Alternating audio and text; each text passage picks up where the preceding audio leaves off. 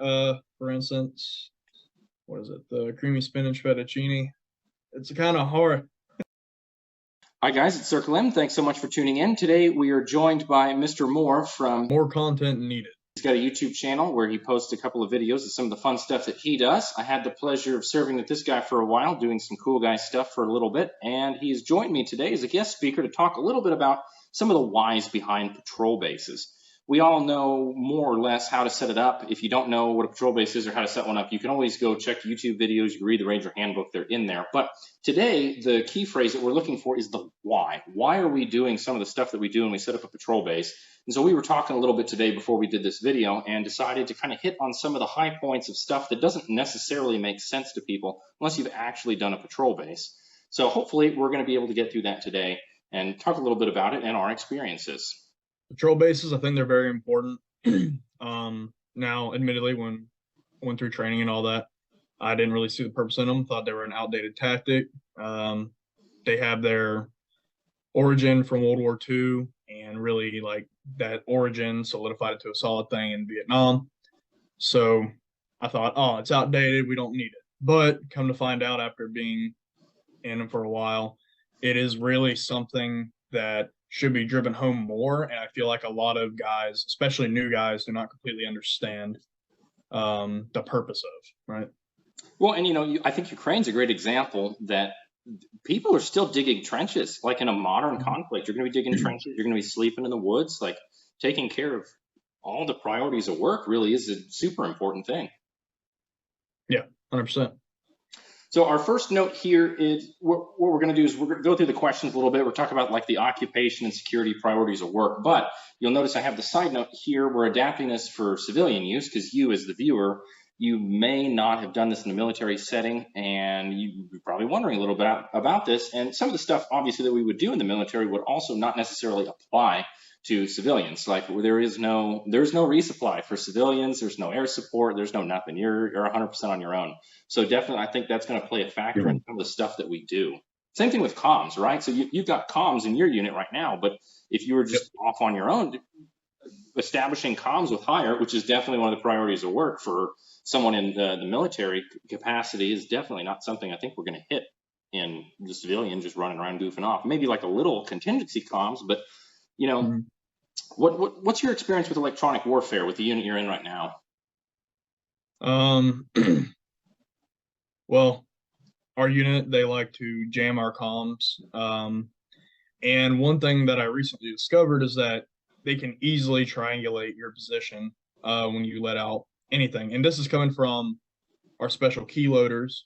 And that's obviously more of a concern with a civilian because you don't have any of the supporting adjacent units or anything to come save you if you do get found when you're triangulated. So I think, and there's another YouTuber, his name's Risky Krisky. He did a little bit of a video on it. I don't know if you happen to see it when he talked about doing comms in a patrol base setting. He's recommending that you move over 1,000 meters, so an entire hole on grid square away from your patrol base before you push that button. So if they do send an airstrike after you or something, at least you didn't get your entire patrol base whacked. I completely agree with that. That's not something that we practice. I've heard about it. I believe the only reason we don't do it in a military setting is purely because time. Yeah, mainly just time, really. Like there's just not enough time to. Oh, I just got a radio communication from First Sergeant or the commander or whatever. Now let me go a click this way in order to send them a transmission and then wait. And it's just not doable in a military setting. Civilian wise, I'm not too savvy when it comes to civilian applications for a patrol base. Now I do see them 100%, but I feel like that's more of your expertise right there.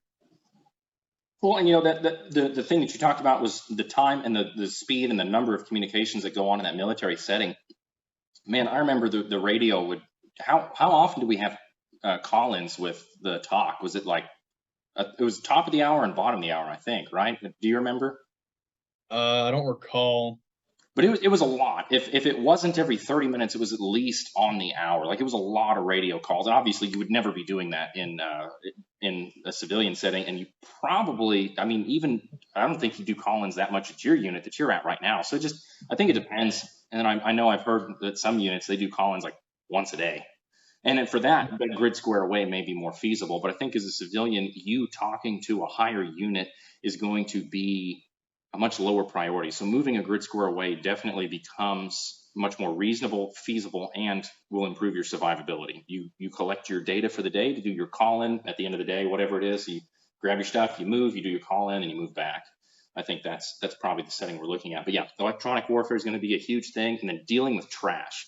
I'm sure you've seen plenty of Ukraine videos of people getting whacked, and when the drone's coming in, you can see that trash just littered all over the ground for miles, right? I mean, Yep. not dumping your trash all over the place is a thing. And I know a lot of guys are pretty lazy and they just kind of throw their trash wherever they feel like it. But it has probably gotten many people killed in Ukraine. I can see it 100%. I mean, I won't lie. I'm a piece of shit. I'm a scumbag here. My apologies. You're good. I bury my trash sometimes, especially like if we've dug in pretty deep and we've been there for a while. Like I ain't gonna lie, I'll like scratch out a little hole or whatever, shove my little MRE bag in there and fill it back up. Which I mean, it works. And that is technically to doctrine. If you're in a combat zone or something like that, burying your trash in some circumstances is an acceptable way of dealing with it, but certainly not just like chucking your water bottle in all your wrappers like next to your fighting hole. I've seen plenty of that, but I think a lot of these people also they don't have the experience or the higher quality training like many of us can do. But I think, as we get into it, that is one of the measures of security, the occupation security, the priorities of work. With that number one point I got right there, which is the recon in force, why or why not? So I know we practiced one thing when we were together. I'm sure you do something differently. I'm curious to hear about what you do now compared to what we did then. And what, if you could do anything you wanted, you were in charge, what would you do and why? When you say recon by force, you mean like the leader's recon for like looking at a patrol base, or like so just doing like patrols around the patrol base? You do your map recon first, right? You pick your spot. Oh, no, I think I want to put my patrol base here, right? And then you halt everyone, then you move your leaders forward, they check it out, drop off the apexes, all that good stuff. The recon in force instead is where you do your map recon, you're like, it's 3 a.m, we're gonna get 1 hour's sleep. We're all just going we're all going to the Oh yeah, okay. Yeah. So I think we've done that like a total of maybe once. I don't really recall it happening.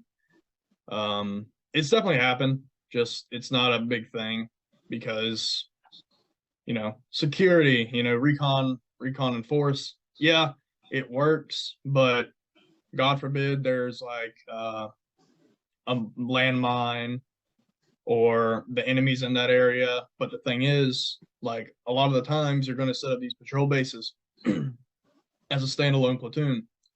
And if your platoon rolls up on a company-sized element, hey, there ain't much you can do there because more than likely that company, they've got a few trucks with them, probably a 50 cal or two. God forbid it's a mechanized unit, you're just done. You're done. Yeah. Well, and I recall for our patrol bases, we did it pretty much by the textbook where we would halt, we'd send the recon come back, get people, and I remember that it took forever. I understand the purpose of why it's done that way and the doctrine's written that way, but it took a long time. And part of adapting it for civilian use, I remember that so many people, by the time it finally came time to go into a patrol base, they were in such a foul mood. They were tired. They hadn't eaten in like all day, right? So they're hungry. The only thing they're thinking about is digging into an MRE and crawling into their sleeping bag. They could care less about the priorities of work. So I think that the recon and force, especially for a less disciplined or less experienced civilian use, might be beneficial more to do that recon and force. Also because, if you do your leader's recon and a handful of guys bump into the enemy like you talked about, I believe your survivability would be greater with the whole platoon. Obviously paying attention to your dispersion and not being stupid walking up on it. But I'm kind of a fan of that recon and force personally, but I think it would boil down to the unit, the people you're with, what time of day you're establishing that patrol base. What time do you normally start to dig in with your unit? There is no specific time. Well, like when we occupy a patrol base, we'll usually sit around for pulling security, of course, 100% for anywhere between an hour to 2-3 hours. It just really depends. MET-TC dependent, mission, enemy, times, troops, terrain, civilian considerations, all that goes into play.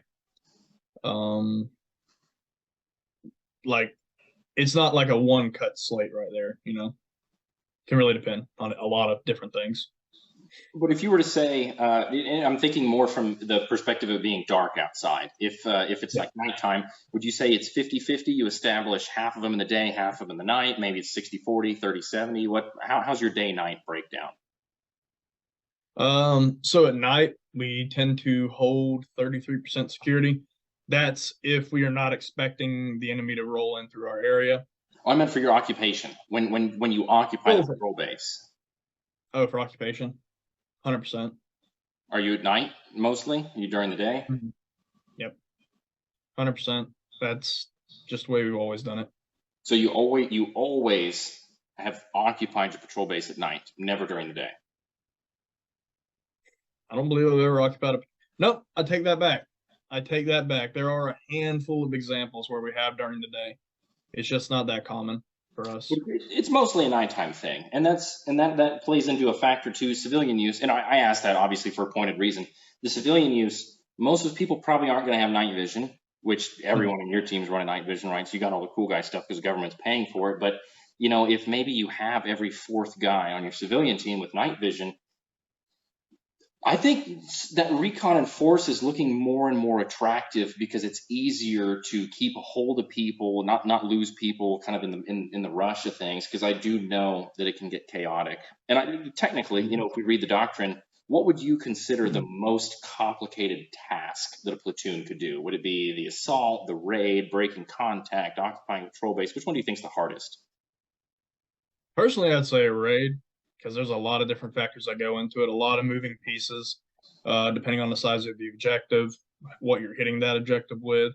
In our line, we don't really do a whole lot of raids either, so it's not something that's harped on as much as like the main battle drills. You know, you're obviously react contact, squad platoon assault, break contact, all that stuff, BD6, enter and clear room.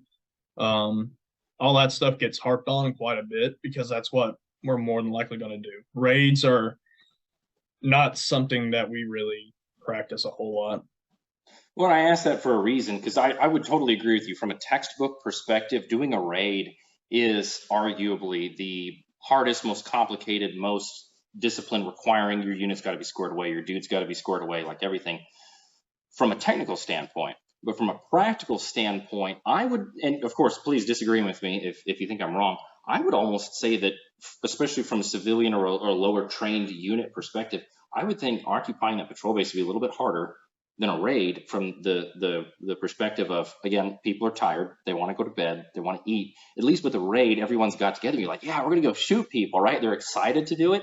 I don't know how many times I have moved like an apex or moved someone on the line, and I just get that look of like, are you serious, dude? Like, are you really moving me a foot over? I'm like, yes, the FPL is going to hit you if you stay there, you know? Yeah. So I don't know. But then I think that ties also back to the unit discipline as well, with people getting mad about, you know, I just want to eat my MRE, I want to go to bed, shut up and let me sleep. And I think that there's definitely, you have to adapt that for civilian use. That's going to be huge. Oh, yeah.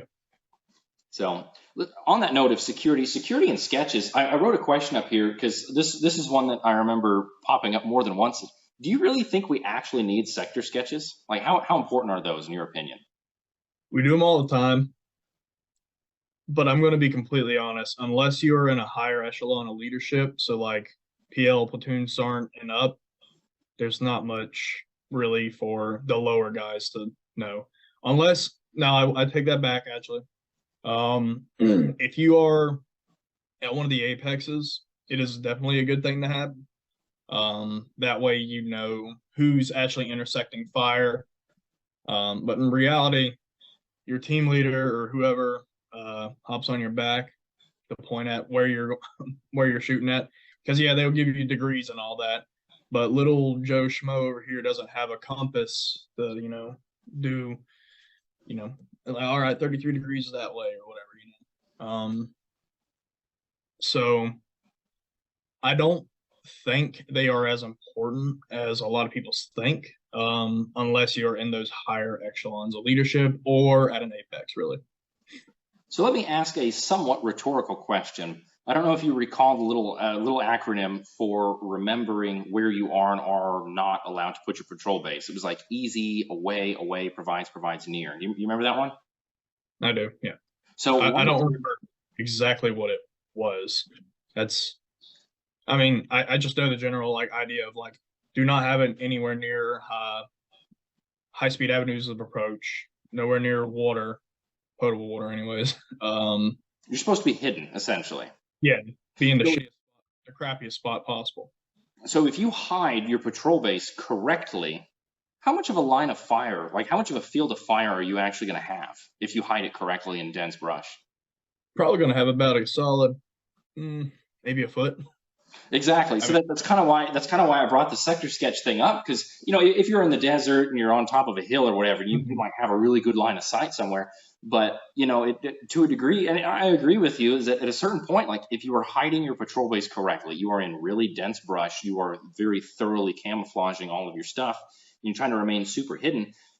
You might not have that great of a sector that you can actually see. Now, of course, having interlocking fire is really important, especially for when you can't see.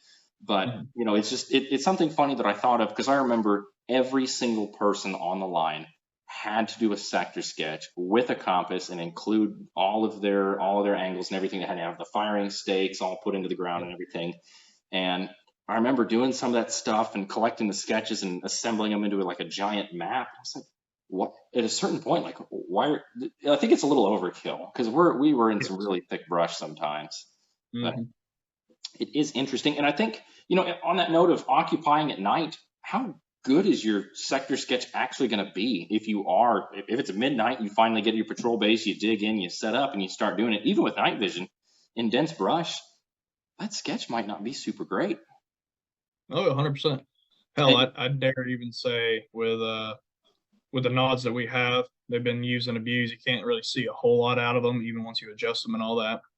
But like, even if you're in a pretty open area, odds are you still probably can't see a lot of roads, for instance. That is a big thing, because half the time I've woken up the next morning and I see a road right out there, but no one could see it at night.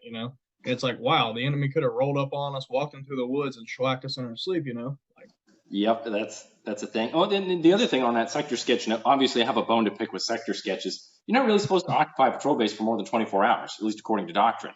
So you might roll in, you dig in your patrol base, say at 1 a.m. You might have stand 2 at, I don't know, 5 a.m., 6 a.m., depending on when the sun rises, right? You got your stand 2. You're in that patrol base for only a couple of hours. You spend a decent amount of time doing your sector sketches, getting them all together. Then you got to bring them to hire, and they got to puzzle piece them together. So you do all that work, and only a couple hours later, then you're exiting the patrol base. Yep. A lot of work goes into a very temporary place. Yeah. The same thing with digging the positions and everything, but I thought of that. So I think maybe some of the emphasis, and I'm sure someone's going to correct me in the comments here, but I think some of the emphasis on the sketches being crazy detailed, I think some of that can be dialed down. I would agree with you that the 240s, your apexes, those need to be pretty well done. You got to have all your degrees and everything correct. But from the average Joe, I would venture the controversial opinion that if team leader and squad leader goes by and checks everyone with their compass and checks their firing stakes, if they're good to go, for the most part, I would say you probably don't need to include every single degree on every single sector sketch. 100%. I mean, you should, in general, like, say you're a rifleman, right? You're sitting there on the line. You should know exactly where your buddy is, right?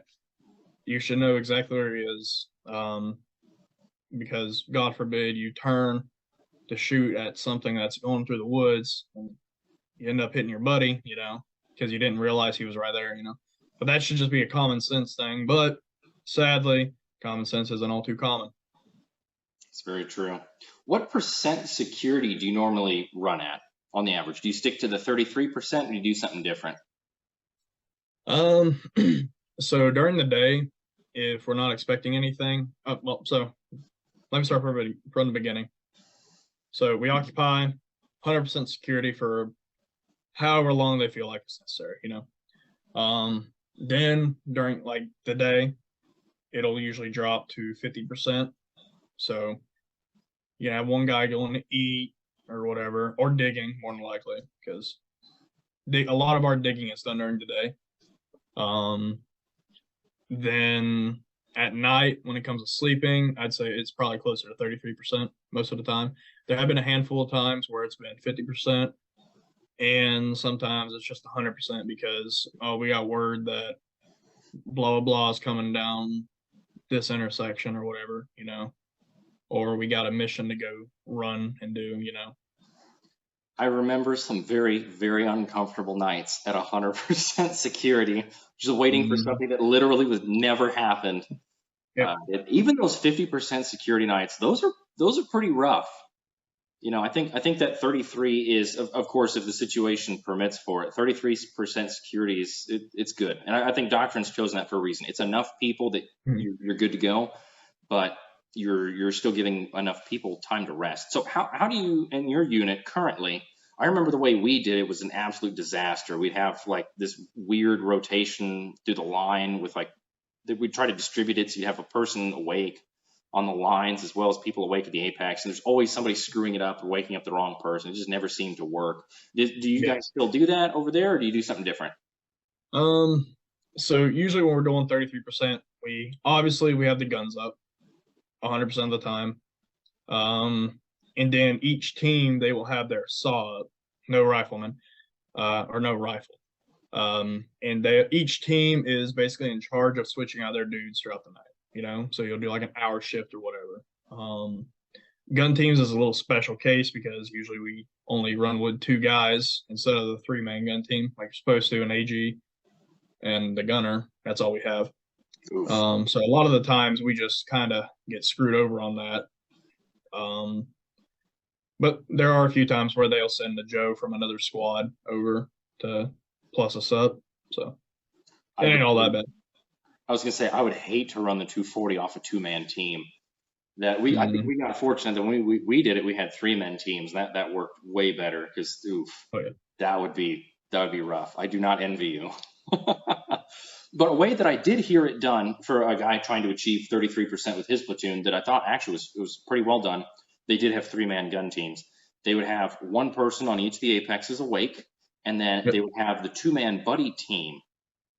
And that way, with the 2-man buddy team who are awake, and then of course one person in the leadership, they achieved their 33% security with all 3 apexes going, and that 2-man buddy team would just move down the line and they would wake up the next person. And with 2 people together who were awake at the same time, you would minimize the chances of people falling asleep. Yeah. It has its weaknesses. It's got its weaknesses that you only have that 2-man team on one of the lines. So you would have to hope that line is facing wherever your trouble is going to be. But I see the advantage of having 2 people next to each other awake, because man, I remember just walking around, kicking people in the back of the head all night long. Just like, hey, dude, you're supposed to be awake. Wake up. Because it never worked. No. Oh, that was rough. But yeah, I think security is super important. And then having that in an intelligent rotation is always of paramount importance, because people just fall asleep, man. I'm sure you can tell us all about that. It's just after you've been going all day and you finally sit down, and you may not even be in your sleeping bag. You just lean over against something comfortable, and next thing you know, you wake up a couple hours later. Yep. I mean, I ain't gonna lie. Like, it happens to the best of us, right? Like, there's nothing you can get around to doing it. Now, there are some people who will do some interesting things. They'll take like coffee grinds, throw them in their mouth. That's one of the most common ways I see it. A lot of our first strike rations, like an MRE, they have energy gum. Tastes like crap, but works very well. And You some remember people Miracle actually, eating a whole package of gum and almost having a heart attack? Do you remember that? wait, who? Me? Miracle, you remember him? Oh, Miracle? Miracle. Oh yeah, I do. Yeah, I just had like when you said that I had the flashback. He ripped open the pack and he literally ate all of the like the whole package all at once. And I remember looking at him like, dude, I don't think you're supposed to do that. Like you're probably gonna get sick. And then like 20 minutes later, he's like, guys, I think I'm dying. Like I think I'm a heart attack. I remember that. Well, I feel like once you've been in a while, you can handle that because you kind of get your tolerance up. I say that because I'm not a big caffeine guy in general. But that caffeine gum, I'll take the whole pack and throw them all Do you in. It really? doesn't bother me. Yeah, I I can don't only get do it. one at a time, man. That's a lot of caffeine. Yeah, I should be dead already, but oh well. Full security, very important. Try your best to stay awake. I think having that buddy two-man team thing together works. And as leadership, one of the advantages I think, at least from my perspective, was being able to walk each of those legs and kick people in the back of the head helped me stay awake because I'm Mhm. walking, I'm actively moving, and I know you know you're supposed to be low, prone, and chilling out, but if the temptation is going to be there for you to fall asleep, you need to have the self discipline to come to a knee or do something so that way you're not because you're jeopardizing everybody if you fall asleep. 100%. Definitely. So priorities of work. Why do we have priorities of work? Why do we do them in the way that we do? All right. So priorities of work, they go from most important to least important, right? Now, some may think, oh, sleep is very important. In all reality, it's not, sadly. Not when you're in a tactical environment. So, for instance, the priorities of work, they go as followed: security, weapons maintenance, hygiene, chow, rest plan. So, security, obviously, you get in that patrol base, first thing you want to make sure you have is security. Because if everyone's like off doing their own thing, guy rolls up, hey, you're done for. Weapons maintenance. We'll go into more depth here in a bit on that, but that should be self-explanatory. But in all reality, if you haven't shot your weapon yet, it's not much of a point to take it apart unless you've been rolling through the mud or a swamp or something. Hygiene, that's also very important. I believe you wanted to talk about that a little bit. Yeah, I kind of do. I do in the future. I do want to do a video with you on hygiene kits because I see plenty of people Okay. talking about their mag loadouts, their plate carriers, their chest rigs, and everything. But I want to actually take a minute to talk about that field hygiene. Not right now, obviously, but I think that's something that's super important that gets totally glossed over. Man, people have like 15 mags and no toothbrush. Yeah, So exactly. hygiene, keeping your feet and your butt clean is super important because if you get monkey butt, you are going to be so miserable. And you can actually get a pretty serious infection from that, like go to the doctor, get meds type infection. Like if you don't keep yourself clean and you're in one of those disgusting environments, it'll get you pretty quick. Oh yeah, 100%. Oh yeah. Hygiene and chow and sleep. So could you, in theory, eat at a different time? Could you eat during weapons maintenance if we're feeling like playing with the rules a little bit there?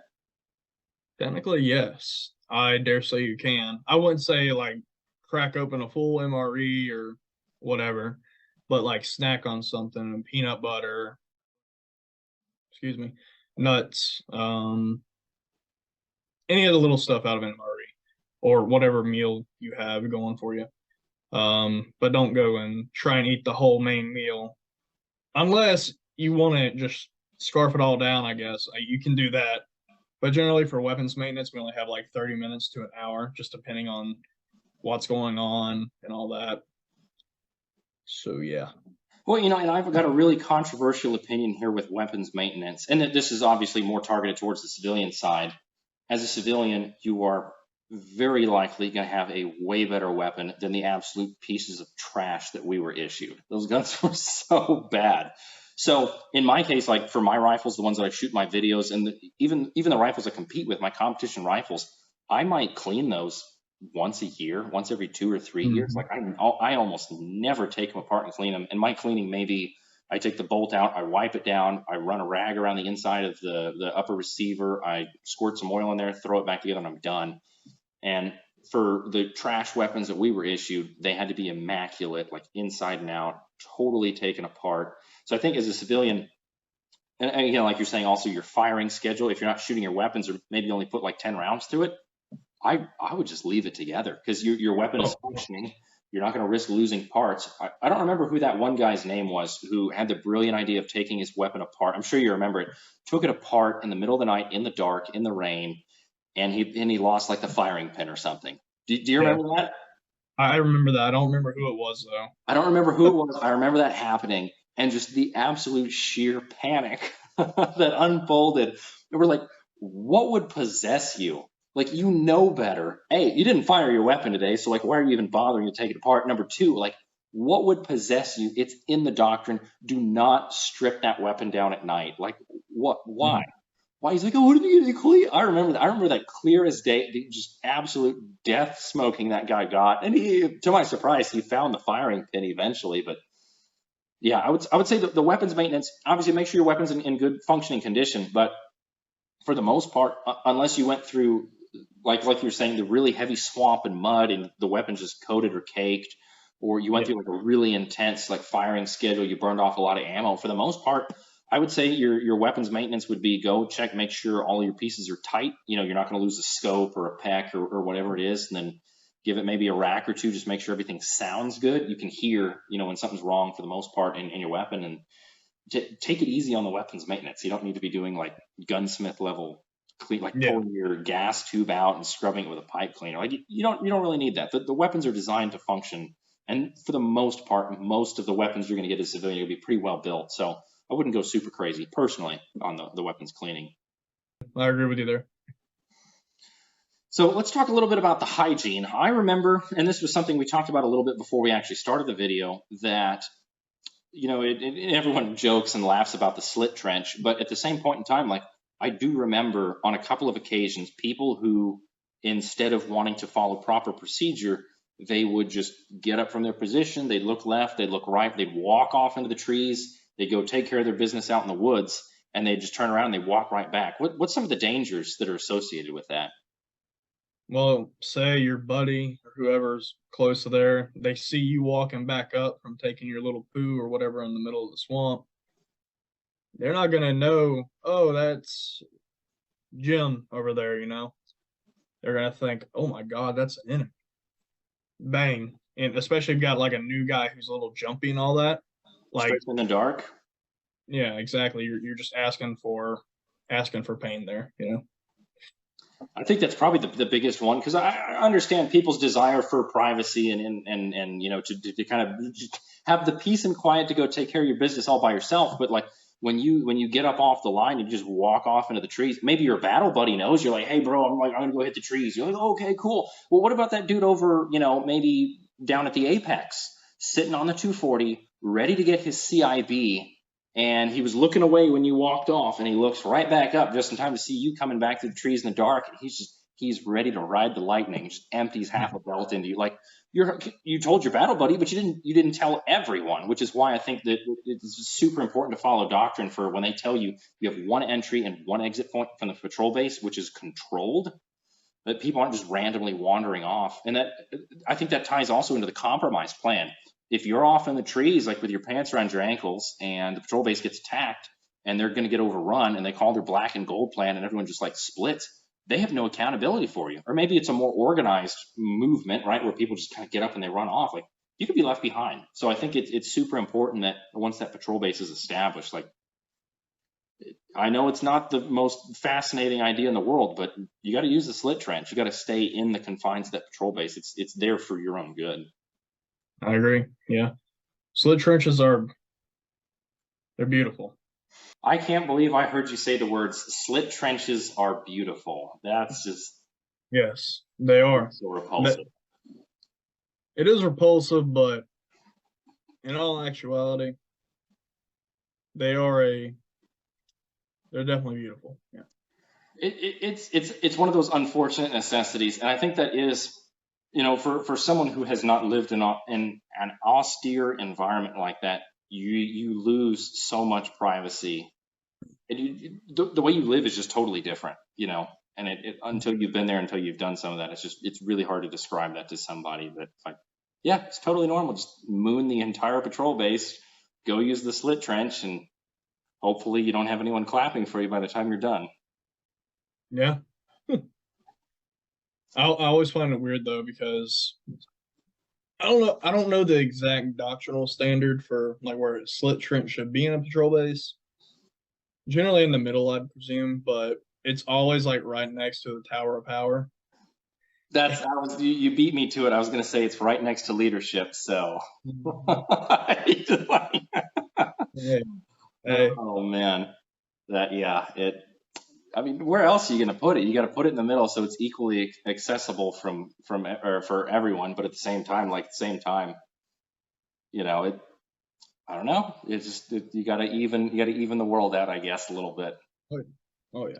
So what kind of rotation does your leadership, speaking of the power of Tower, that's how I've always preferred to produce it. What kind of rotation do they do for your security? Or do they just exempt themselves from it and just sleep through the whole thing? You getting in trouble for answering me? Yeah, that's what I'm a little concerned about. Now, for the most part, yeah, they kind of just exempt themselves from the security. What they'll most commonly do though is like they'll have one dude up in the Tower of Power for radio guard, and they'll like troop the line or whatever throughout the night when everyone's sleeping. Hopefully, the guy in the foxhole ain't sleeping, but you know, that's usually what they'll do. But they'll do it like once every few hours. So, See, I get it, but at the same time, like, dude, come on, you're part of the team. You got to pull fire guard too. What you did say with troop the line is absolutely, I'm 100% on that. If you're walking the legs and checking the apexes, you help keep people awake because everyone falls asleep, right? You help keep people awake. You stay awake, and then if you're carrying the radio with you too, you can still perform your radio duties, checking in or just monitoring the radio while also helping keep your guys awake. mm-hmm. So I think that's super important. And then for let's kind of hop back to Chow here really quick. The doctrine says that you're supposed to crawl away from your fighting position so you don't distract other people who are on guard at the time, and you kind of eat. And I remember we did have a couple of discussions about tactical eating because there was the dudes who they'd rip the MRE open, they'd scatter it out, they'd make themselves like a nice little meal. And they have the crackers, right, to put the peanut butter on it, like get it ready. They got their thing heating, and they kind of like go back and forth. And that, as uncomfortable as it is to eat that MRE cold tactically, I think that really is the best way to go. If you get compromised, you're hosed. You just left all your food laying on the ground. Yep. Like, as I always just take one item out at a time, eat it real quick, throw it back in the bag. That's literally all I do every time.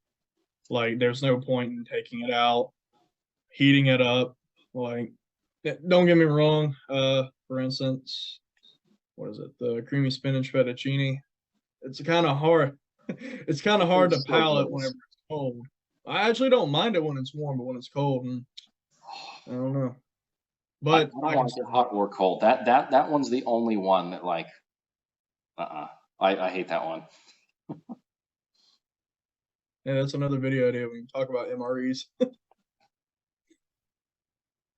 It's funny too, those MRE heaters. I remember on more than one occasion in some absolutely brutally cold, like winter conditions, I've snuggled with more than one of those heaters just in order to not get hypothermia. So I think there is some merit to eating your MRE cold. Number one, you can eat it now. You don't have to wait for it to heat up. Two, you can save that heater for later. And if you're in that cold environment, you can do that. Or I guess you could make the coffee with it too, like because abandoning your little bag of coffee with a heater is not as big as abandoning like your actual food if you end up having to run. 100%. Have you gotten compromised when you're eating before ever? I don't believe so. I've never seen it happen. That's good. Well, then the other thing I was going to ask too is, do you pre-strip your MREs? I know a lot of people they'll take them apart and they'll take kind of the essentials out and then they'll pack that so it takes up less space. Do you pre-strip them or do you just take them in the bag? Yeah, I pretty much pre-strip them. I take out the stuff that I won't eat. Now, it's not the right answer necessarily, especially if you're doing a lot of movement and all that, but it's never been an issue for me. Um, I can go quite a while without eating in the field.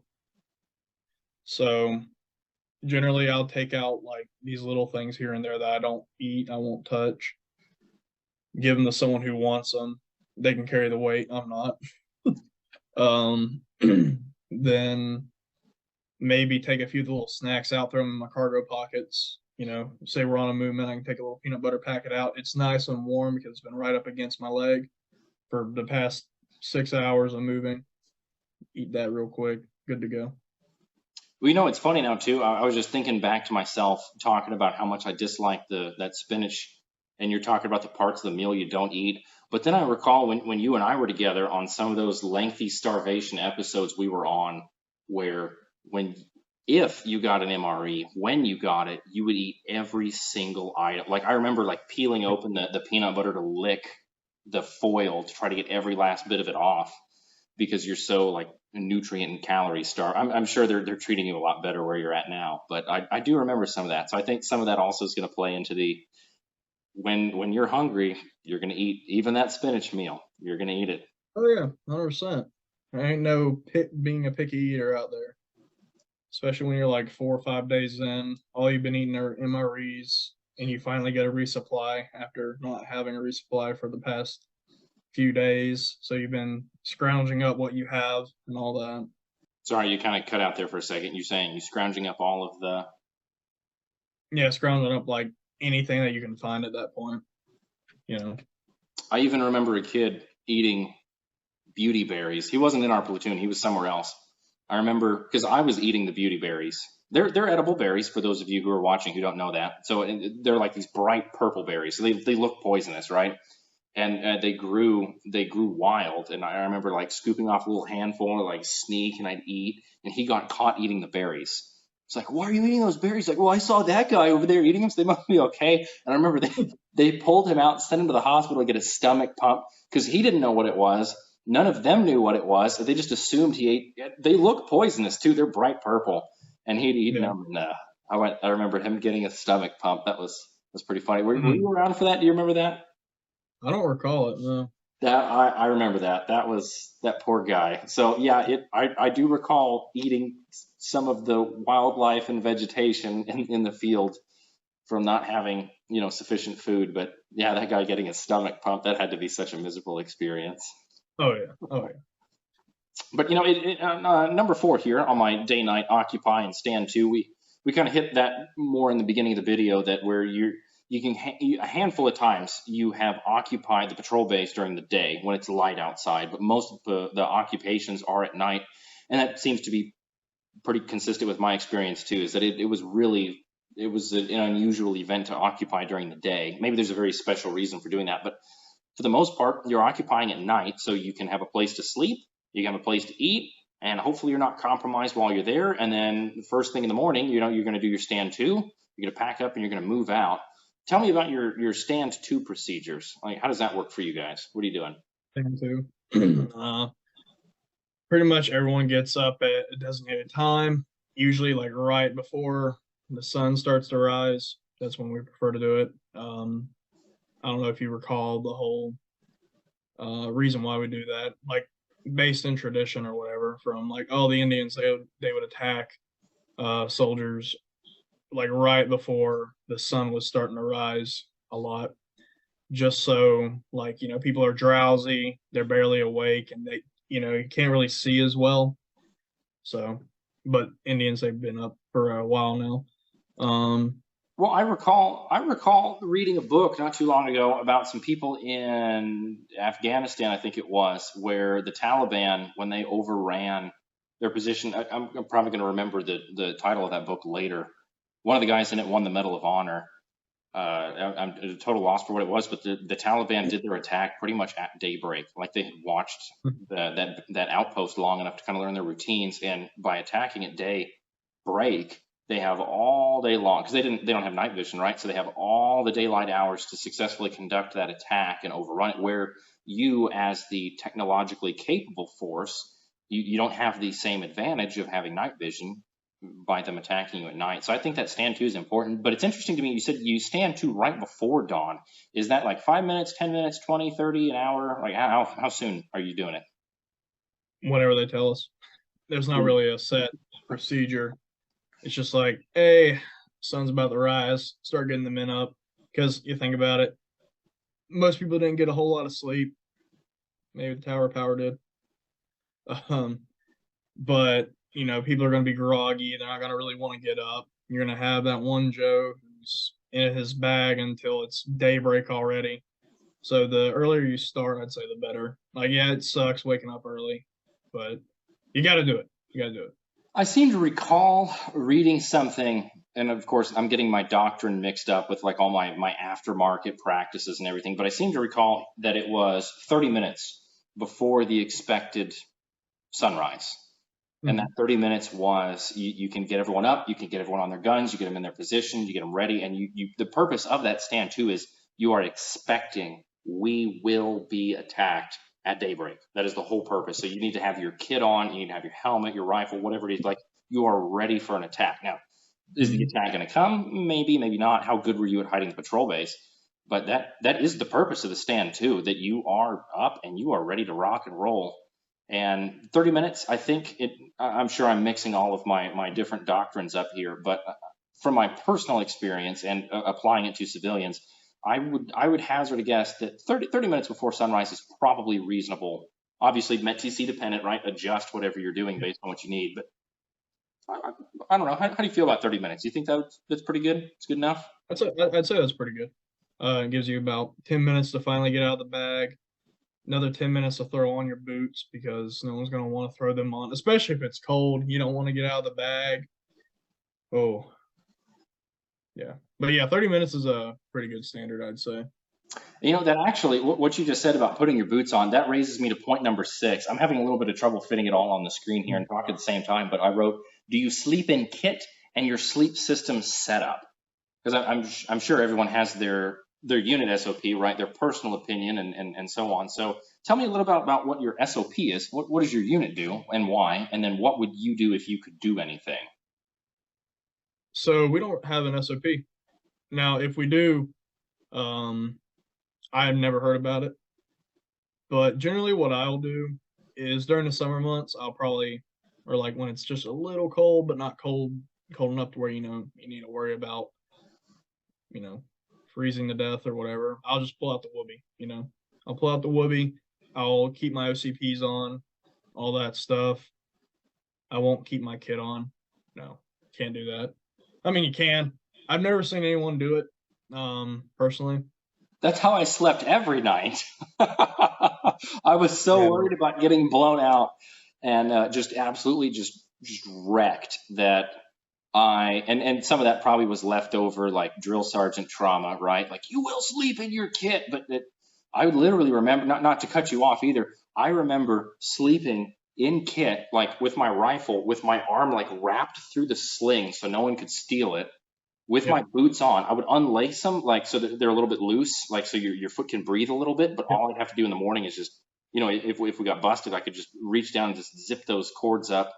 And I had the kit on. I would have my helmet like right next to my head, or sometimes I would use it as a pillow with the nods on it, clipped on, ready to go. And I had the all the other gear on, so I could literally zip the boots up, throw the helmet on. My arms already wrapped through the sling of my rifle, ready to party. So it's interesting. It sounds like not to cut you off or anything, but like it sounds like it's a very different experience where you're at now.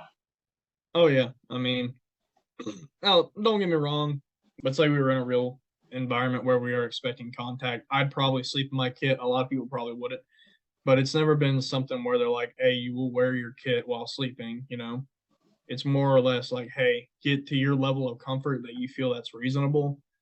But if fan, it's time to move. Absolutely. Um, Now I still do the same thing with my rifle, You like still wrap your exactly arms in what the you sling? do. Yeah, I have to. Man, especially with my, like, as a civilian, like with my personal rifle that I paid money for that has like good Oh optics yeah, and a suppressor on it, like no, ain't no my one arm touching is that. wrapped through that sling. It's not going anywhere. Hmm. You know, that taking contact in the middle of the night, I don't know if you happen to see, I posted a video on a couple of rucksacks not too long ago. And one of the things I really liked was that divided compartment. And Hmm. it, the way I would set that rucksack up, and obviously we had to dig the holes a certain way because it was to doctrine and SOP and everything. It was a huge pain. But I would set that ruck up with that bottom zipper open and the two top straps loosened. So Yeah, when we got up, if we were running and gunning, I could shoot straight out of the top of my sleeping bag. And then when like a break in the fire occurred or I got the opportunity, I'd take that bag and I'd take the whole thing and I'd just jam it in the bottom of that ruck, do that buckle, like yep. cinch those two straps down, throw it on, and I was ready to roll. Is that how you roll with yours now, or do you do something a little different? Well, say I'm using my whoopee, I'll just shove it right in the top flap of my ruck. Um, Personally, I do not use dividers in rucks because usually we are carrying so much. I know I like to use it when I can, but usually we are carrying so much stuff to where you lose a decent amount of space by having that divider. Um, so usually I just kind of raw dog it there. Maybe use a different choice of words, but Well, it's interesting that you mentioned that too, because that LBT video that I just did, you lose an incredible amount of space in that ruck mhm. when you use the Yeah, divider. I'll watch it. But the Molly ruck, on the other hand, it, just my opinion, I don't see it using losing that much space. But then again, wait a minute, you're using the jumping Molly 4Ks, aren't you? The airborne rigs, right? So I don't use it. I've used it a few times. I despise that ruck. That's a discussion for another day, but I usually use the large molly. Hmm. And you've noticed it cuts down that much on your space? Yes, tremendously. It's mainly like more of this the softer stuff that like gets bulked up. Um because like you can't really sandwich and compress everything as much from what I've noticed. Um but like for instance, one time I used it and then I tried throwing in MREs. There was no way they were gonna fit. I unzipped that little mid flap and I was good to go. I could fit probably six in there. Or probably not six, probably like three or four, but Still, you get that's a big difference. mm, it's now for whenever you can use it, I'd say that middle flap is perfect, but it's not always usable. How many changes of clothes are you bringing out to the field with you? So I guess usually it they'll put depends out a obviously packer on the list like exercise and the environment, but like just like give me like some averages. I only have the most uniforms I've ever willingly brought out was one, like extra. Oh, okay. I Yeah. was gonna say just like the one you're wearing, you're a tough Oh man. no, no, no. No, I'm not that brave, don't worry. But like I don't see a point in carrying the uniform you have on and then plus three or something like that. Like I've never had to change my uniform that often. I rarely ever change it in general when out in the field. And this is like so for instance, like a 10-day field exercise, moving through water, swamplands, um, going through mud from the rain. Like, yeah, you get wet. You're gonna get wet. It just embrace the suck, really. You know, like I no one should really do this. You should always change your socks like pretty frequently out in the field, right? You're supposed to. I I tend to try and keep the same socks on for as long as possible. But that's like if we're not like doing a whole lot of movement, you know. Like, oh, we've been in patrol base here. We moved like 3 miles away to occupy another, you know. There's not much of a point to change them then. Well, At least personally. Personally. and I would say I agree with you actually, and people are just going to think I'm horrendously, appallingly nasty. But until you have been there, until you have lived it, like you literally will not know. You can't appreciate it. I wore the same uniform the entire time I was in OSUT.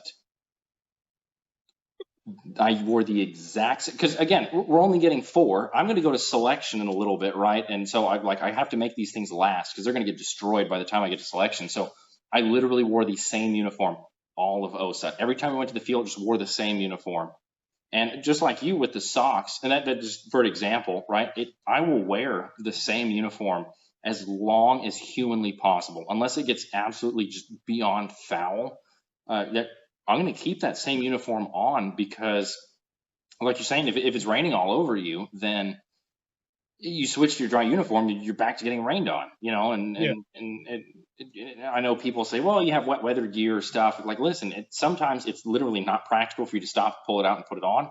You might put it on, you still might get wet anyway. Like if you have a water crossing or even just like random flooding, you got to go prone in kind of a swampy area because you took contact. Like I would rather wear the same nasty uniform for a long time and make it last, so that way when I do need or want, I've got that nice, dry, like pristine set of, maybe not uniform, but set of clothes, like as a civilian, Yeah. right?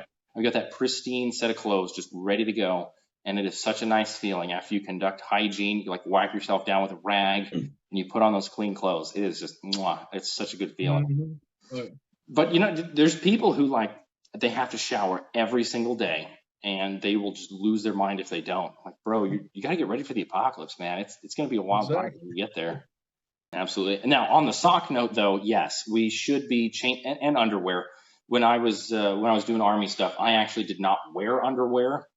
It just, A, the ones they issued us were trash, and B, it was one more thing to worry about and keep track of. But socks, like I paid good money for the really good, like wool, 100% wool socks, Yep. and like you said, I would wear them for as long as possible. And of course, there were times where it's like, yeah, you gotta change the socks, but yeah, man, try to make your clothes work because and especially as a civilian, you might not be in the field for a week. You could be in the field for months running for your life. Like that clean pair of socks is really going to be a luxury like three Oh yeah. weeks from now when, you don't remember the last time you had a hot meal. On that note of hot meal, we're speaking of MREs. I'm thinking more from the civilian side. You might have a stockpile of a couple of boxes of MREs in your house, right? So the happening happens, which I think is kind of mostly the context for what we're talking about here, which as every day goes by starts looking more and more like an actual possibility and not a fantasy, right? So you load your rucksack up with your MREs, right? You run out in the field doing whatever it is that you're doing, and you've eaten all your MREs, you're with your platoon of guys. Like, what's that look like for a civilian? I know what I'm thinking kind of from my perspective and what I've thought through, but tell me from your perspective, going from big army logistics, right? They're going to take care of you to, man, today, if you just had to run off on your own, like how are you going to do that food and hot chow? Once you've kind of burned out your MREs, are you going to be trying to get canned food, trail mix? Like you're just going to run around with tortillas and peanut butter? Like what are you doing? I'm hunting, fishing. You got to do it. I mean, you need some sort of protein. I don't know how vegans, if there's any that watch your videos, feel, but you got to have something. You got to have something. And I'm not going to sit there and eat a leaf. You're not that desperate yet, but yeah, people will be your Exactly. leaves. You just wait. Flashbacks. I'm using the wipe my ass. So, Well, I bring that up though because we're talking about priorities of work, and that is something that I think would be different for a civilian in context. The old school units, right? In the days before MREs, we'd have field kitchens, and there'd be people whose job was to cook food. Like yeah. that was their job, to get the food, get it cooked, get it ready. And then again, that's kind of old school because we've had like C rations and MREs, that type of stuff for a while. But I'm thinking from the civilian context, like if you are just running off in the woods with your buddies, it might be wise to have a dude whose backpack is literally full of rice and beans and like a little pot to like boil water and then like the cooking appropriate utensils and stuff. And when you establish your patrol base, that dude does not pull security and he isn't like digging trenches or stuff. That guy's job is to start getting food ready for people.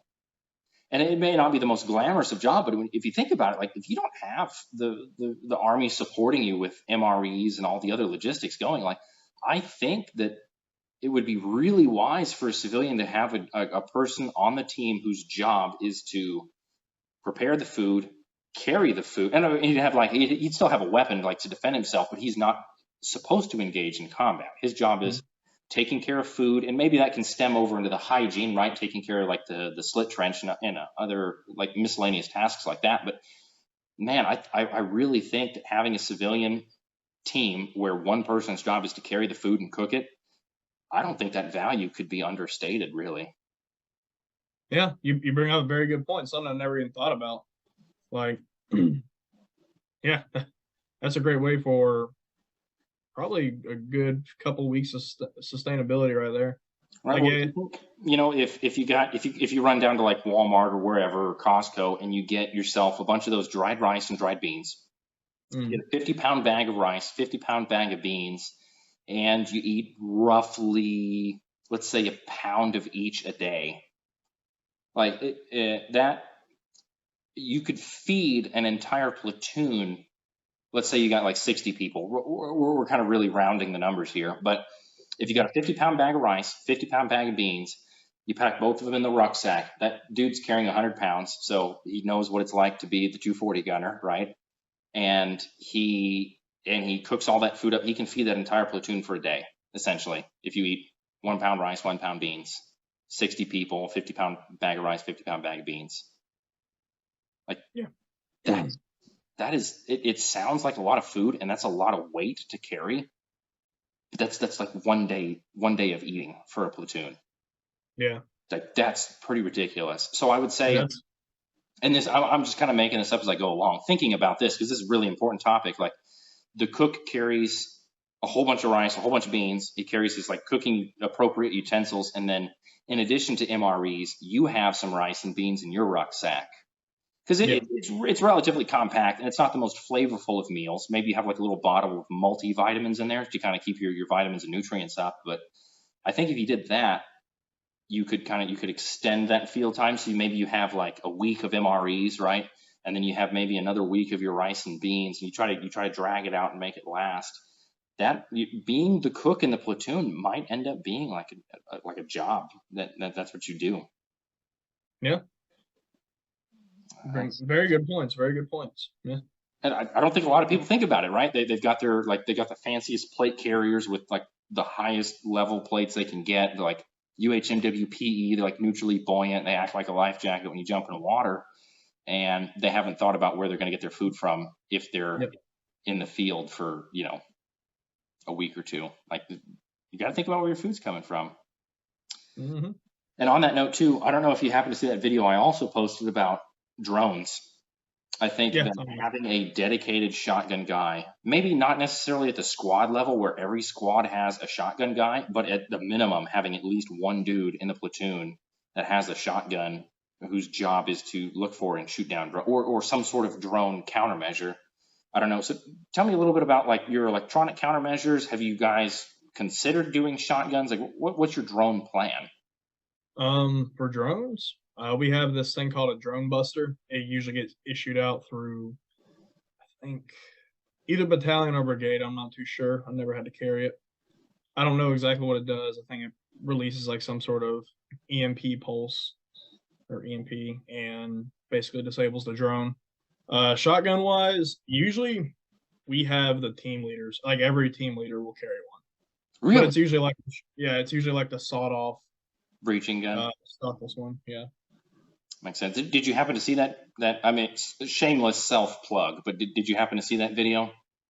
I did. Yeah. Yeah. So it with that long that long gun with the long barrel, full choke, you're capped out at like 180 feet. It's like a reasonable level of success of being able to shoot down a drone. As far as drones go, and for how high they can fly, like that, and zoom with those cameras, 180 feet is nothing. So I think that the electronic countermeasure is obviously going to be the best, but I mean, is that something that you as a civilian are going to be able to buy, afford, build, make? And B, the other really important question is, what is the range on the drone buster? Because if the range on that thing is, 100 feet, you're actually better off with a shotgun because the shotgun can do 180 feet, Yeah. So I feel like that's good stuff to consider. And again, like if you've never carried it, then maybe you don't know all the technical details about what it can and can't do. But I think the cook and the shotgunner are going to be actual jobs that people are going to focus on when it's ball-in time, especially as a civilian with no Oh electronic yeah, measures. yeah. Very important to consider, though. My last Right. note on the bottom is the black and gold plan and your contingencies. I feel like the black and gold plan is, to one degree or another, something that, while it gets talked about and maybe a lot of theorized about, the actual implementation, practical application of it kind of falls by the wayside and generally does not work out so good. Well, tell me about your experience with your unit, with your black and gold plans. We always have one, but half the time it doesn't get distributed down to lower guys. Like, I don't think we've ever had to act on one either. So So the day that you actually do, okay, you're completely and just totally hosed. pretty much, yeah. That was It's kind of something I always just thought about, man. It never, from when we were together, it pretty much never actually got distributed, or even if it did, it didn't get distributed properly. Like, and then the plan itself was just always. It just seemed like someone just like as an afterthought, we're like, yeah, we're gonna run to that rock over there. Like that's our plan. That's our black and gold plan. And then gold is like that tree over there. That's our plan. We're gonna do that. Yeah. yeah. I mean, I know like doctrinally speaking, it's supposed to be like your black and gold plan should be about outside of small arms range, so 300 to 400 meters, or a key terrain feature away. So But now we kind of tie back into that realistic again because we're trying to go for a realistic thing here. If you get compromised so badly that you enact your black and gold plan, which for those of you who are watching who are too lazy to bother to Google it, it's where you're going to get overrun a patrol base, and so your leader will call out like black or gold, which are two different rally points in two different directions where everyone just picks up and you in a semi-organized fashion, you all pick up and you run to whatever that point is, you reconsolidate and go. um, if you're like, let's say 300 meters out, doctrinally speaking, if you were overrun so badly that they completely blew you out of your patrol base and just sent you packing, I don't think running 300 meters away is going to cut it, because they're just going to keep following you and they're going to keep attacking you and reconsolidating at that point, trying not to shoot your own guys as they're running up, being pursued by someone else. I think there's not I don't think there's enough training that's done on it. I don't think the training that is done is good enough. And I think that there's a lot of point of failures for that. yeah, So, I mean, weigh in. What do you think? How does that work? I mean, I agree. It's something that I feel like should be harped on a bit more. Definitely has it definitely has its advantages to using it as opposed to just like running around like you're a chicken with your head cut off or whatever. 100%. Um, Personally, I've never really thought of a way to where it could actually get distributed properly.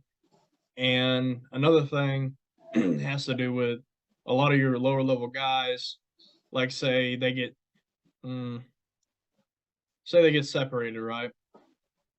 They're not gonna they probably don't have a compass. They sure as hell don't have an EUD little phone thing to like look at their location or whatever, or a Garmin. Like they're kind of screwed, you know?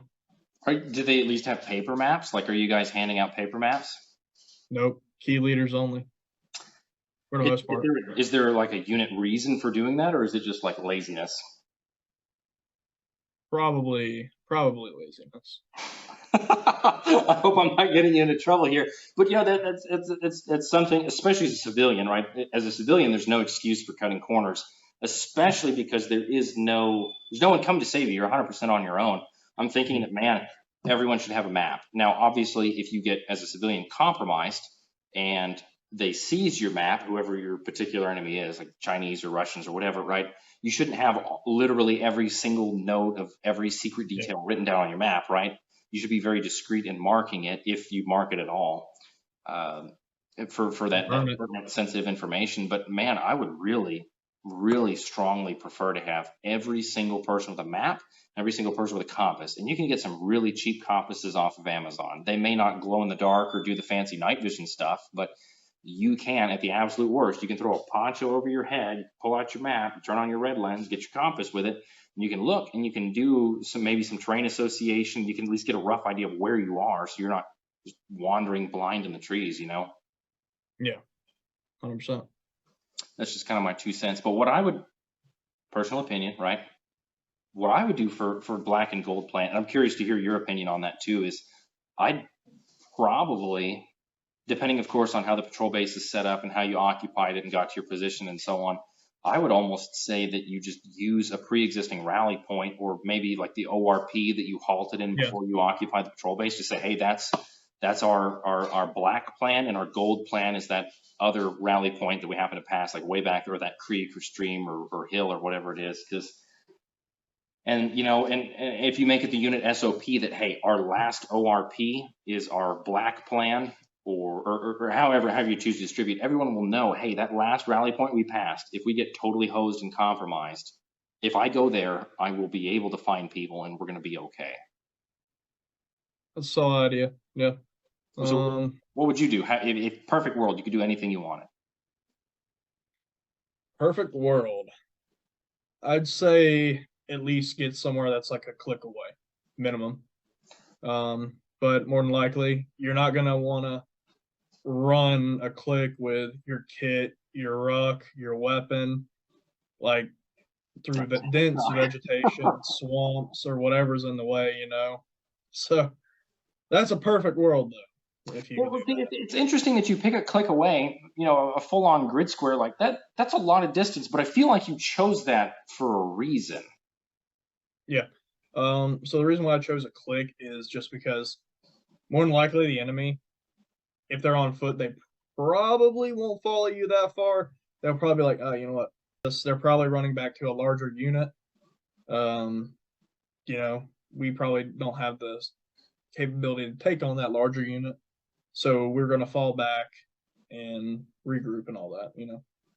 I think that's really solid. You know, endurance, like physical fitness, also I think are going to play a factor in that. If you are a more disciplined unit and you've been enforcing physical fitness with your men, actually getting people to be able to, and I know it sounds bizarre, but like getting people to walk 1,000 yards or 1,000 meters with their kit on could be the difference between life and death. You know, because the unit that's pursuing you may, like you were saying, hey, they're running back to a bigger unit.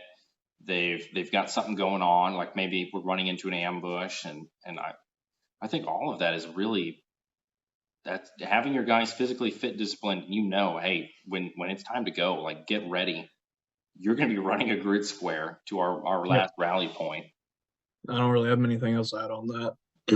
Well, how do you think that would go with like in the ruck? Like, at what point would you personally, you know, maybe because you're in that environment, right? You're sleeping in full kit. You've got your rifle, your helmet's like right next to you with your night vision on. You're going to grab it, throw it on. Your boots are already on your feet. You just have to cinch the laces down. How would that? And by the way, as a civilian, you can buy these awesome things called zipper side boots. Those are fantastic. You lace up the tightness you want. You just use the zipper. Absolutely what I would use in a combat zone. Like if the uniform, like I could pick whatever I wanted. Zipper boots are fantastic because you just zip it up and you're ready. But like, at what point would you be dropping like your ruck? Because you've got food in there, you've got clothes, you've probably got extra ammunition. Like you have stuff in that ruck. It's not your combat load, right? Because you got your plates and your chest rig or whatever it is that you're carrying. Like, at what point would you personally just say dump the ruck and just run for it? Probably wouldn't. Really? Yeah. I mean, I've done a lot of running with my ruck on, carrying a 240 plus ammo. So like, and this is like going up hills while it's rain, all that. Like, yeah, it sucks. It sucks tremendously. You got like your 70, 80 pound ruck on. You got your 20 to 25 pound machine gun plus ammo. Your kit. Dude, the 240 is like 30, 35 pounds. Yeah, mine. We have the Limas. So, oh, you do?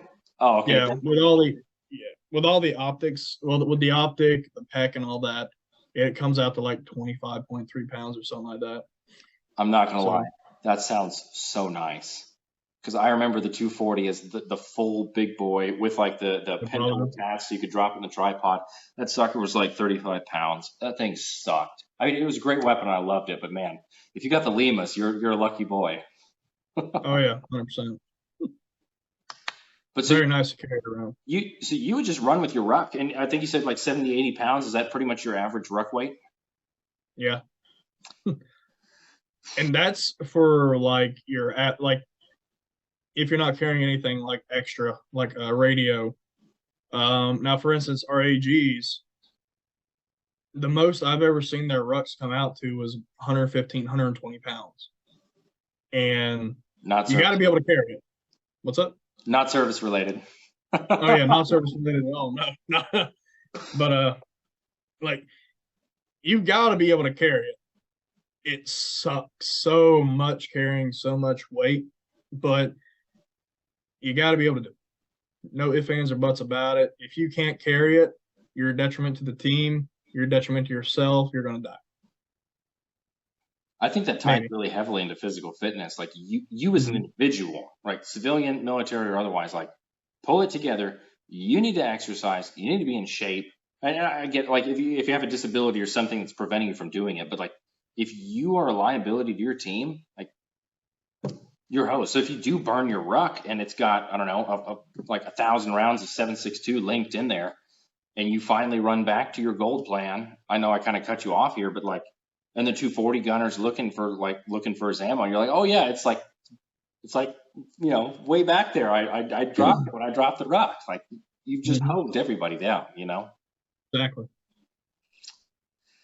Oh, that's rough. But yeah, physical fitness I think is huge. Having a good black and gold plan, and that's something as a civilian. I know in a military capacity we're kind of limited on the doctrinal decisions, like with the leaders and the higher up. But man, as a civilian, you can be running like the A team. You have a really solid black and gold plan. Like you have a really solid sleep plan. You got a mess plan. You got your shotgunner for your drone stuff. You're not putting your patrol base in a stupid place. You're being conscientious about your sleep cycle. Make sure people are getting enough sleep. Having the 2-man teams so they can keep each other awake. Like I think that you can run. It's just my opinion, but as a civilian, if you and your guys are disciplined, I think you can run a way better patrol base than something that you would get in the military, who is limited Yeah. by doctrine. And maybe you've got like a couple of privates there who I'm sure you know plenty of them who they don't want to be there, they don't care, they're just there to do their enlistment, get their college money or their free citizenship or whatever, and move on. Yeah. 100%. Man, but yeah, that compromise plan I think is hugely important because the odds, and comes from me watching like the Ukraine footage in like the original global war on terror and the other stuff, your odds of your patrol base getting overrun by insurgents in relative terms, not as much of a concern, which is why I partially think the black and gold plan from the people who are now in the leadership positions has kind of fallen by the wayside. There's just a lower priority versus Yeah. say during Vietnam when they were really perfecting the patrol base. These dudes were on point with every piece of doctrine that they had.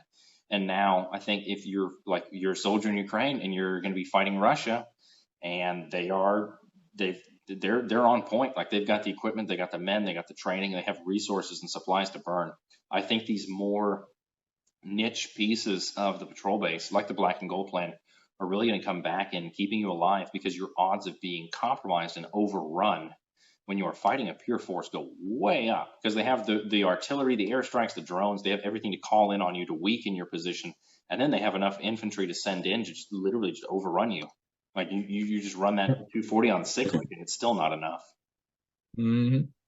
I think we really hit a lot on these patrol bases, and a big portion of what we did was the why, because anybody can watch the free videos that are all over YouTube about you do this and then take this step and then you'll have these people do this and you'll do this and you'll do this. But I think we did a decent job of covering the why for a lot of stuff. And of course, if you're watching the video and you like this content and want more of it, we're definitely going to put more of this out. But I really think that people need to understand why they're doing stuff. Why you don't take your weapon apart at night. Most people consider that common sense, but talk to the dude who lost his firing pin and it's a great idea. I'm gonna do weapons maintenance at night. And like, no, like Hmm. you're being stupid. Or don't just walk off out of the patrol base because you wanted to go drop your pants in some privacy. Like, no, there's a reason that we have a slit trench. Like, it's there. I know it's gross and you don't like it, and the idea is just horrendously appalling to you, but it is there for a reason. And that brings up a final note, not to drag this out longer than necessary, but when we were talking way back at the beginning about the being near water, right? So easy away provides near. We want to be away from those water sources, but then that raises the really interesting point of how then are you going to be doing your water resupply for your platoon? Because you've probably walked, I don't know, 5, 10, 15, 20 miles, depending on what you're doing. You probably have drank most, if not all, of your water. I know I personally, from experience, I'll drink 500 milliliters of water every 3 miles I walk, roughly, depending on the conditions. So in 6 miles, I'll drink a full liter of water. Your Camelback, depending on which one you have, may hold 3 liters of water. But if it's really hot, you might be burning through that. You might burn 3 liters in an hour, right? So you have to get water somehow. You probably don't have resupply, but you can't put your patrol base near a water source. But you're somehow still expected to get water. How do you guys do water resupply in the field? I mean, that's pretty simple. Usually they have a truck come out with, that's big military there, right? We have logistics trains and all that. Like they'll bring out jerry cans filled with water.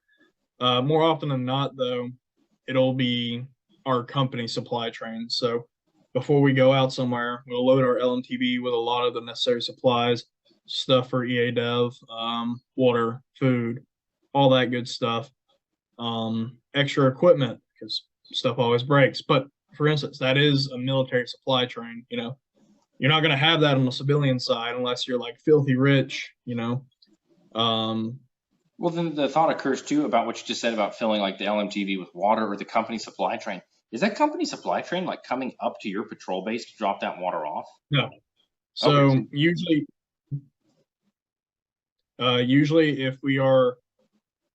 if we have the company headquarters attached to us, then we're gonna more than likely have a company sized patrol base that'll span out probably close to a grid square. It's a pretty big area, but um, usually we'll have the LMTV with the headquarters element. They'll be somewhere closer to a road, but like in an area where it's secured, like you're not gonna have to worry about, you know, bad guy rolling up on you.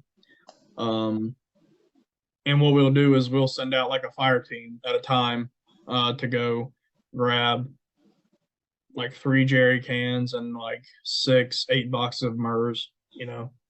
Nothing too crazy. That's fair. But that, like you were just saying just a minute ago, that's not something that you as a civilian are going to have. You're probably Hmm. literally going to be running canteens with like maybe a water filter or iodine tablets or something. You're going to be running down to the local creek, Yep. filling them up and running back and hoping you don't get compromised. Hmm. So I think that's something as a civilian, we don't have those luxuries or those resources at our disposal. That's something that you should consider in your patrol base plan too, your rest overnight, whatever you want to call it, where you need to be close enough to water that you can get it and get resupplied, but you get too close, then everybody needs water sooner or later. Your odds of bumping into someone you didn't want to go way, way up whenever you approach that water source. On that note, I think that it kind of highlights to a degree the point of the importance of having your RNS teams that go out, right? So you occupy, and I know for this whole video we've done nothing but jump all over the place for everything, but you've occupied the patrol base, right? And you send out your RNS teams. Do you guys send out RNS teams for when you do it? What technique do you have them use? It just kind of depends? What do you do? Cloverleaf. That's the one that we usually do for RNS patrols. They'll just do a little cloverleaf method, return back, and yeah, they report like what they saw, any anything that we didn't see before. For instance, like trash that was there that's definitely not from us. Um, shell casings, all that. Anything that's out of the ordinary. Um, yeah. Is that something that you would personally do if you could do anything? You've got your own civilian team, you're out, and would you send RNS and would you use that technique or would you do something a little different? Yeah, I'd probably do that, honestly. I don't see anything wrong with it. It works. I mean, yeah, there's different methods. I don't feel like going into detail on all of them, but like the cloverleaf method, like kind of just do like this around the patrol base. Um, then there's like the box method, and I can't remember the other one. It's like the There's T like a method. T, there's an I, there's free wander. Yeah. There's a whole bunch of different ones. But I was just curious on what you did and how it worked out for you because, you know, man, you talk to different people and they're all super opinionated. Like, you know, you have to do it this way for this reason and this is why. So I was just curious, you know, and for Yeah. I'm fairly confident that probably 95% of the people who view my YouTube channel have zero or very little military experience. And so all of this is kind of new to them. So that's part of why I want to do these videos of including the why. I mean, I know what I would do and you know what you Yeah. would do, but I'm trying to take the information that I know and I'm trying to pass it off to someone else. So maybe they can either learn something without having to suffer, or they can kind of use some of these ideas to augment what they're already going to do. Mhm. Mm. So any final little bit of notes? I know we talked for a long time. I'm probably going to end up breaking this video up into multiple little chunks so people can, you know, watch a little piece at a time. But any final thoughts on the patrol base? Some of the who's, what's, when, where, why's, how's? A funny story that you remember of someone just getting absolutely wrecked in a patrol base? Like final closeout notes? Uh, Nothing specific. Just more or less like patrol bases. Great thing to have. Should really practice doing them. Practice makes perfect. It's one thing knowing what to do, but it's another thing actually executing, right?